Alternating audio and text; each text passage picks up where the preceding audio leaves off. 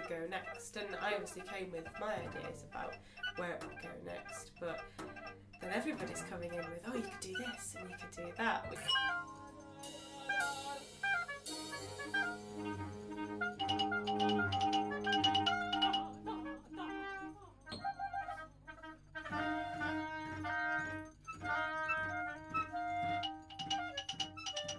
So music's been stimulating enough so that the players feel they have a view on it and they can get engaged and they can see where it might go next.